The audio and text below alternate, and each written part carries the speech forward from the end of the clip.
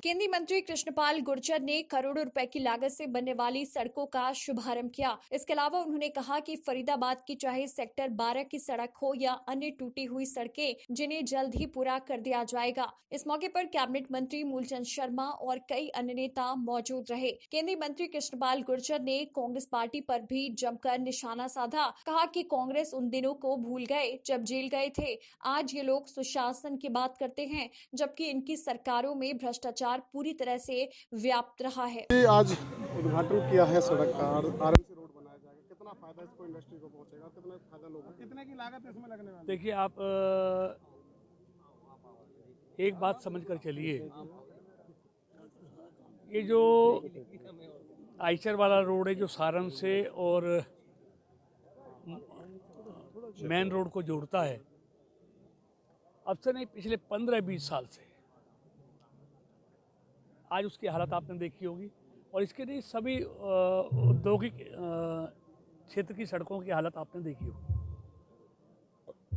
लेकिन जब से देश में मोदी जी की सरकार और प्रदेश में मनोहर जी की सरकार आई है, धीरे धीरे फरीदाबाद का चाहे औद्योगिक क्षेत्र हो, रिहायशी क्षेत्र हो, कॉलोनियों का क्षेत्र हो, सारी सबकी सड़कों को दुरुस्त किया जा रहा है।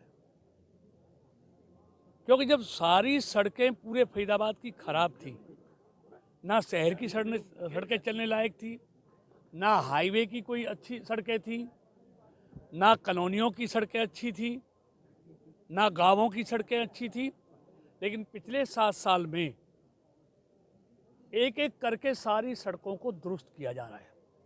उसी निमित्त सेक्टर 24, 25, DLF और ये सारण से मुजेसर वाली जो सड़क है, जो पिछले 25 साल से मैंने देखा लोगों ने इस सड़क पर चलना बंद कर दिया था, अब उन सब सड़कों को बनाया जा रहा है। उसी निमित्त HSVP के माध्यम से इस सड़क का आज यहाँ काम शुभारंभ हुआ है और इससे हजारों को नहीं, लाखों लोगों को फ़ायदा प्याली वाली सड़क से और सारण वाली सड़क से।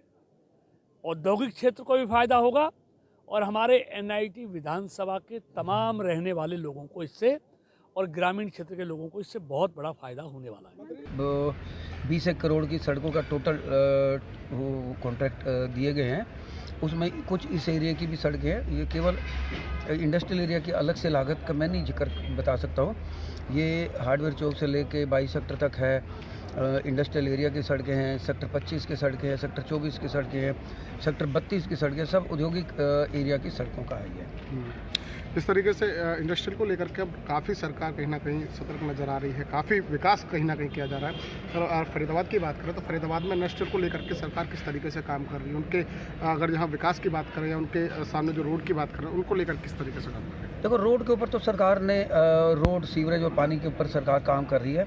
ये जो अभी कॉन्ट्रैक्ट अलाट हुआ ये इसमें सीवरेज का भी है, स्टॉर्म वाटर का भी है और उसके ऊपर सरकार काम कर रही है। इस मुद्दे पर सड़कों का मुद्दा जो है वो पिछले काफ़ी वर्षों से हमारा मिसिंग था। हम उसकी थोड़ी तकलीफ इंडस्ट्री सह रही थी, लेकिन अब ये जो काम शुरू हो चुके हैं इसमें लगेगा साल एक लगेगा, साल एक में ये सब सड़कों का नवीनीकरण सब हो जाएगा।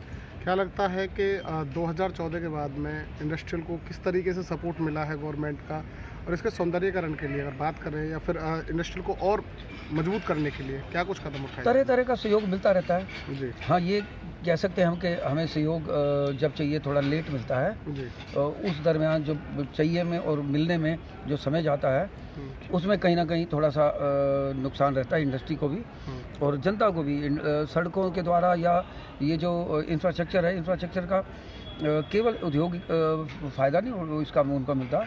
ये वर्कर है, गरीब लोग हैं, साइकिल पे आते जाते हैं, 3 व्हीलर पे आते जाते हैं, उनको मेजर प्रॉब्लम होती है। अब वो अगर सड़कें साफ़ होंगी, सड़कें सही तरीके से होंगी, लाइट का अरेंजमेंट होगा, बारिशों में पानी नहीं भरेगा, मेरा मानना ये है कि सबको इसका फ़ायदा मिलेगा, औद्योगिक जगत को भी मिलेगा और नागरिकों को भी मिलेगा। Thank you. धन्यवाद।